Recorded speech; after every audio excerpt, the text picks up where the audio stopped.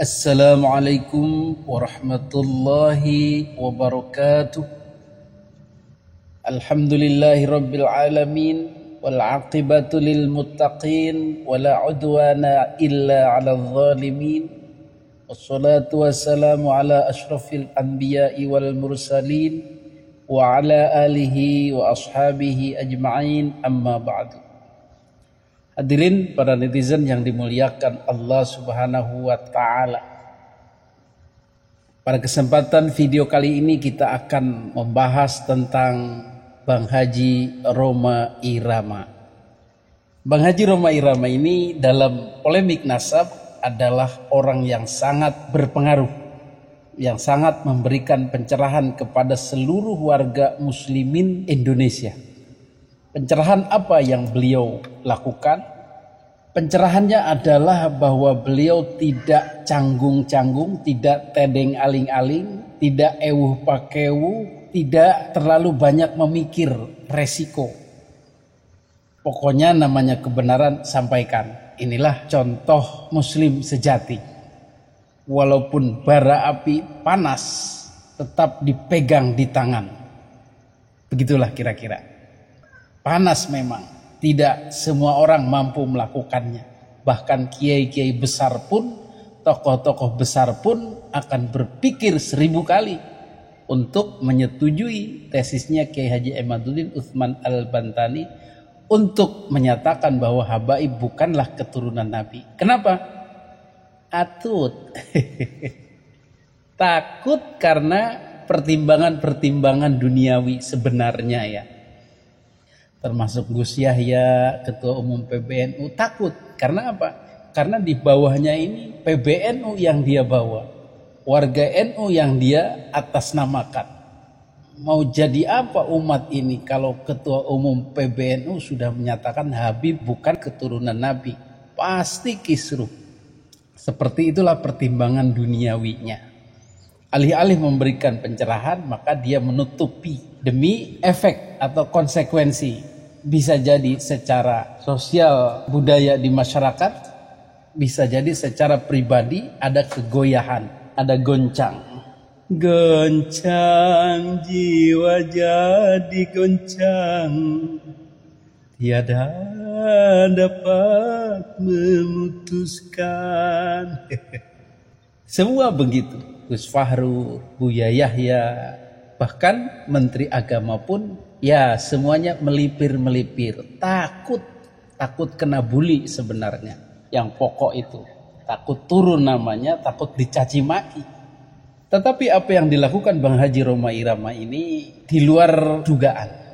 Beliau yang memiliki nama besar, seorang legenda dangdut Indonesia, seorang dai, seorang pendakwah sejati yang sudah sejak lama, sejak masih muda berdakwah, menyebarkan, meninggikan kalimat la ilaha illallah, mengajak orang kepada kebenaran, tetapi kemudian berani berkata benar.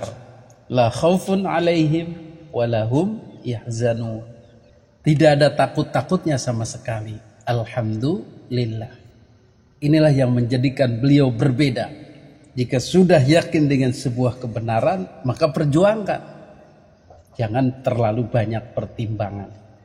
Dan sikap-sikap beliau ini sudah beliau publikasikan di mana-mana, di podcast, di ceramah-ceramah, di pernyataan-pernyataan, di wawancara-wawancara, dan lain sebagainya. Itulah beliau. Kalau sudah teguh dengan kebenaran, maka dakwahkan. Begitulah kira-kira cara kita memahami beliau. Hadirin yang dimuliakan Allah Subhanahu wa taala, kemudian muncul sebuah video atau sebuah keadaan di mana beliau menangis. Bukan menangis meratapi buruk nasibku. Bukan. Beliau menangis kemungkinan besar adalah bersedih. Kenapa harus mengamputasi saudara sendiri? Kenapa harus mengobati luka saudara sendiri? Kenapa harus menempeleng saudara sendiri? Begitulah kira-kira. Jadi tempelengan Bang Haji Rhoma Irama, penyanggahan Bang Haji Rhoma Irama terhadap Ba'alwi bukan keturunan Nabi, Pernyataan bahwa Ba'alwi banyak memanipulasi sejarah, memanipulasi makam, membuat dongeng-dongeng khayalan, khurafat dan lain-lain, itulah yang menyedihkan beliau. Dan beliau harus hadapi itu. Hadapi saudara sendiri itu. Itulah yang menjadikan beliau sedih. Apapun yang terjadi, aku harus berkata. Begitulah kira-kira. Walaupun hatiku sedih, walaupun hati merana. Nah, itulah yang membuat beliau menangis. Betapa ku harus katakan, sementara aku sayang mereka. Betapa harus aku nafikan, sementara mereka sahabat sendiri. Begitulah kira-kira ungkapan Bang Haji Rhoma Irama dalam sebuah lagu. Seperti lagu tadi itu. Betapa ku harus tersenyum, sementara hati menangis.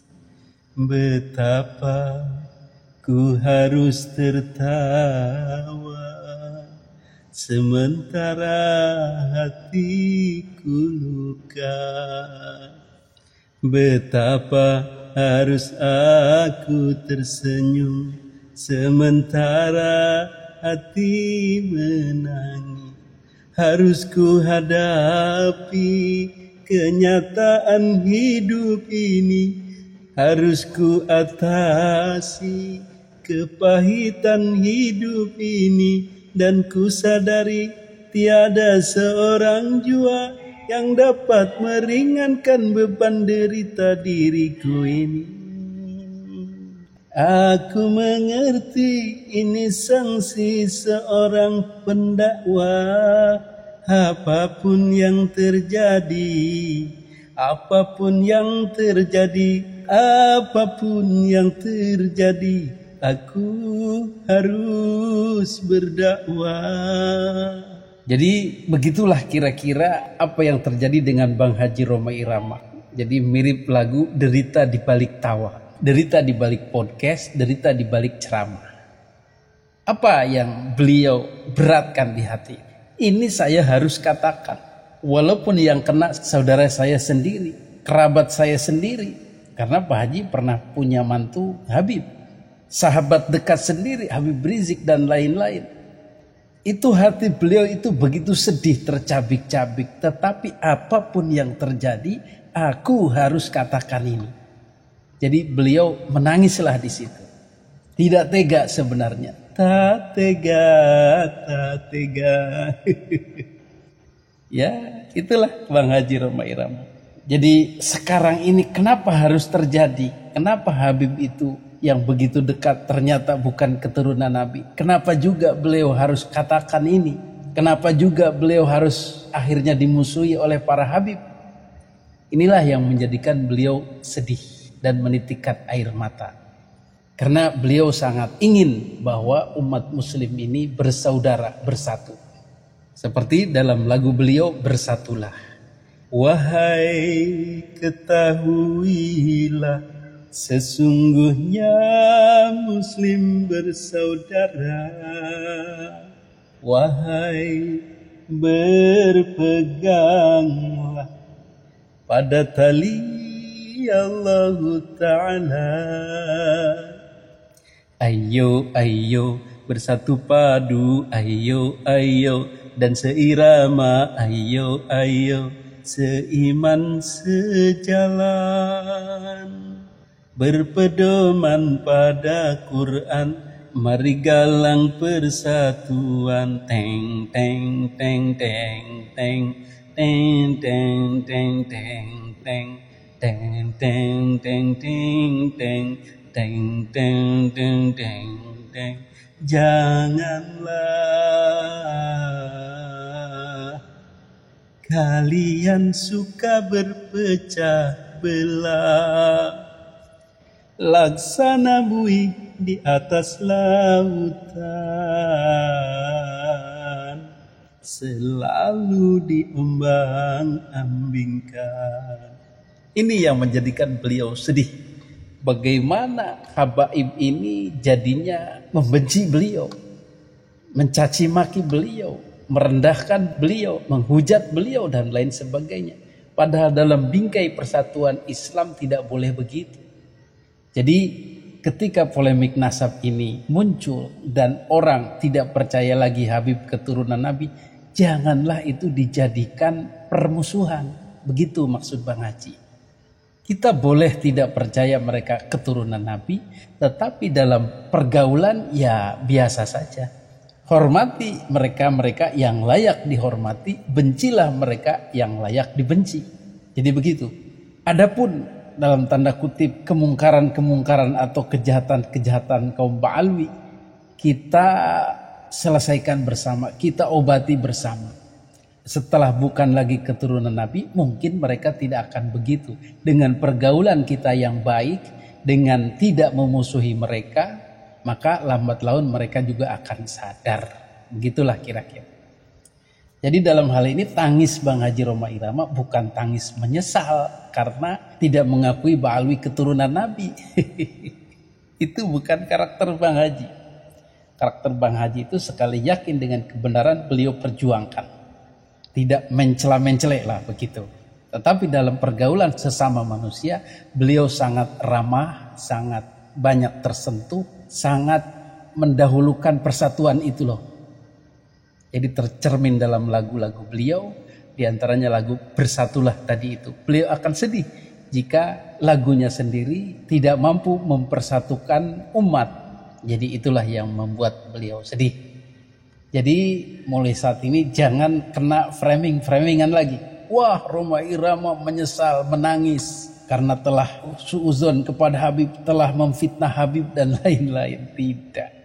Jadi itu framingan atau upaya-upaya mendapatkan kembali Bang Haji Roma Irama agar masuk ke kubu mereka. Jadi semuanya dengan ancaman-ancaman, dengan caci maki, dengan kualat-kualat, sudah tua, bertobat dan lain sebagainya. Itu khas framingan mereka.